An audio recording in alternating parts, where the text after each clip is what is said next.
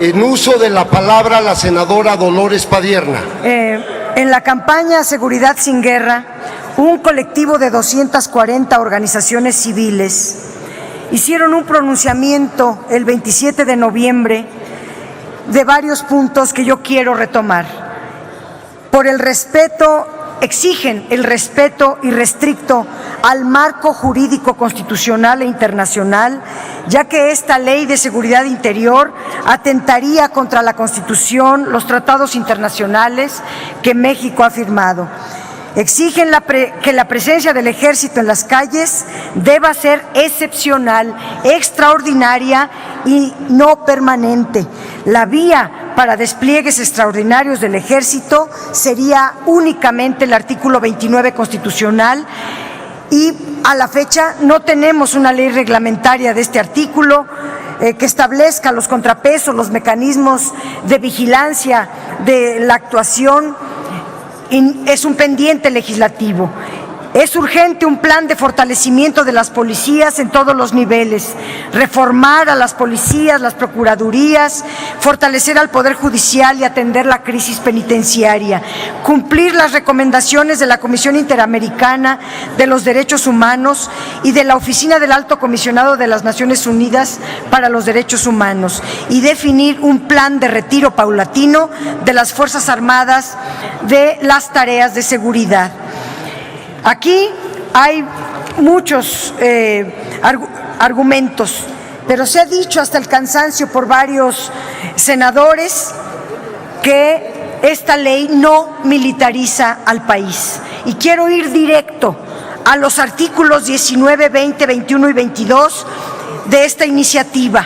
El artículo 19, que además estos 4 artículos tienen que leerse en conjunto, no van separados, están ligados uno con el otro. El artículo 19 simplemente establece que la Secretaría de Gobernación implementará los esquemas de colaboración necesarios para la efectiva coordinación y ejecución de las acciones en la declaratoria de protección a la seguridad interior. Y ya sabemos que la Secretaría de Gobernación se rige por la Ley Orgánica de la Administración Pública Federal. Hasta ahí no tiene nada que ver, y es este artículo, el 19, el que retoma la exposición de motivos para decir que no se militariza, porque la Secretaría de Gobernación, de acuerdo a sus funciones de la Ley Orgánica, pues estaría cumpliendo con ese cometido. Pero basta con irse a... Esta declaración es simplemente enunciativa. En la práctica, quien coordinará, quien ejecutará la declaración de seguridad interior será un mando castrense, y leo textualmente. El artículo 20, fracción primera: el presidente de la República, a propuesta de los secretarios de la Defensa y la Marina, no del secretario de Gobernación, sino de las Fuerzas Armadas, designará a un comandante de las Fuerzas Armadas, quien dirigirá los grupos interinstitucionales que se integren en los términos del artículo siguiente, que es el artículo 21.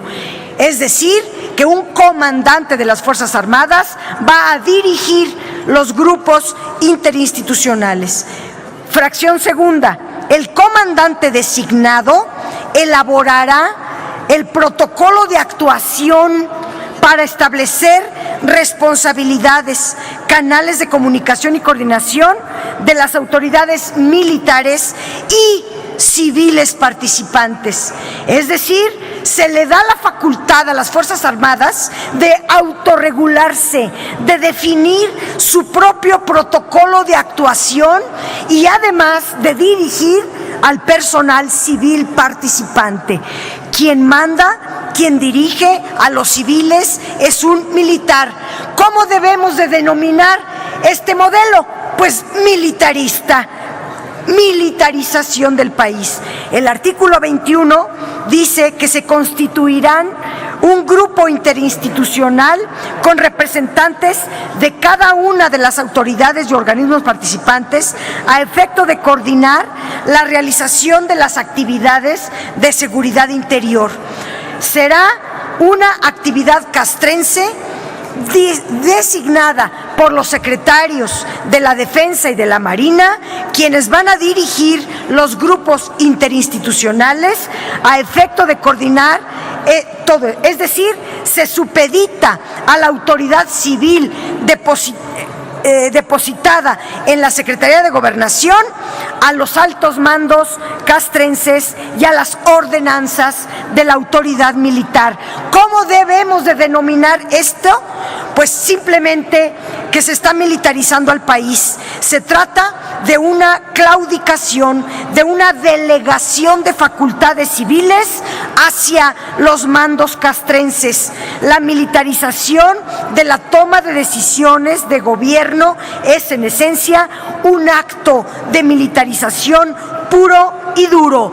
Esta ley de seguridad interior instaura la militarización porque otorga a los mandos castrenses la facultad de dirigir a los grupos interinstitucionales integrados por las autoridades civiles.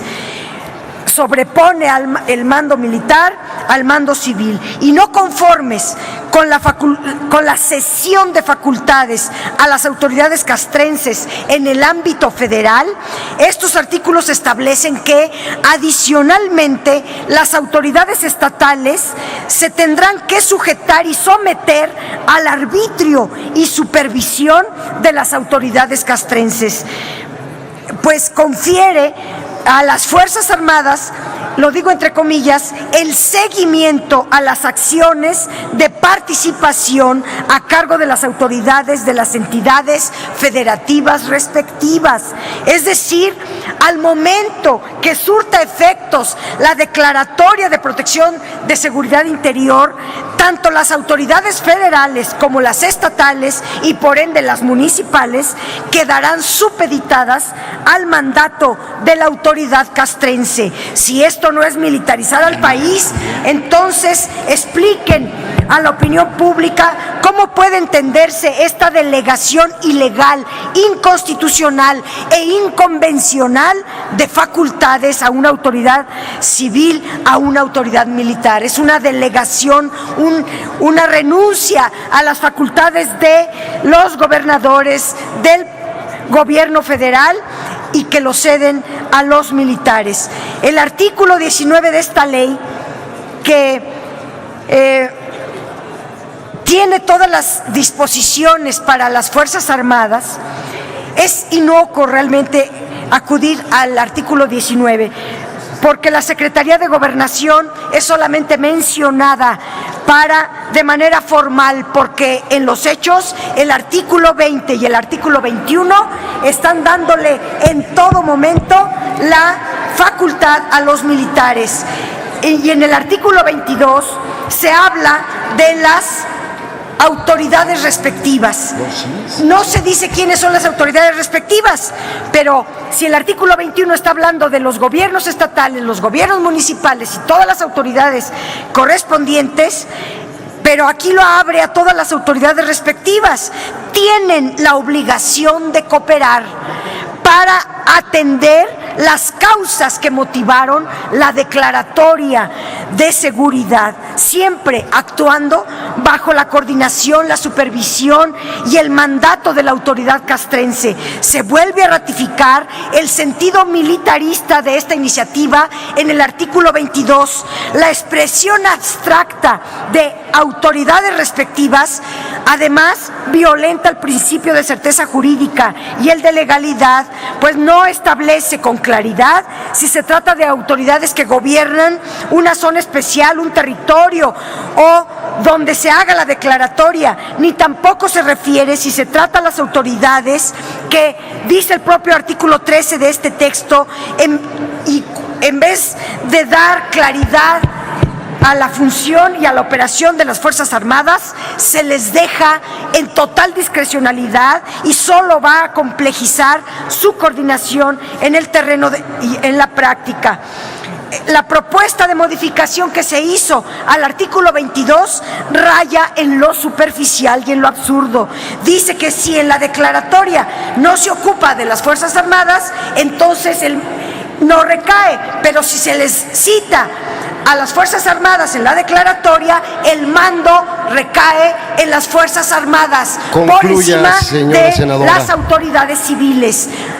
Termino, presidente, diciéndole que se desconocen otros sistemas de coordinación. Como se crean estas coordinaciones interinstitucionales, preguntamos, ¿el Sistema Nacional de Seguridad Pública va a desaparecer? ¿La Conferencia Nacional de Procuración de Justicia va a desaparecer? ¿El Sistema Nacional de Protección Civil va a desaparecer? ¿La Conferencia Nacional de Gobernadores va a desaparecer? ¿Las instancias de coordinación de los municipales para este asunto va a desaparecer? ¿En qué prioridad van a estar? ¿Van a coexistir? No lo dice la ley. Y entonces se invoca la participación de las Fuerzas Armadas, desconociendo que existen diversos sistemas de coordinación, eso sí, civiles, eso sí, constitucionales, eso sí, que están velando por el tema de la seguridad, pero de la seguridad castrense, que no se dice, y además todo lo que ellos emitan será absolutamente secreto porque lo consideran de seguridad nacional. Bueno, rechazamos contundentemente los contenidos oprobiosos y vergonzosos de este dictamen de ley de seguridad interior, porque legaliza una estrategia aplicada por más de 10 años, que es un modelo de seguridad que evidencia todo su fracaso. Por todas estas consideraciones y muchas más, votaremos en contra. Gracias, senadora Dolores Padierna.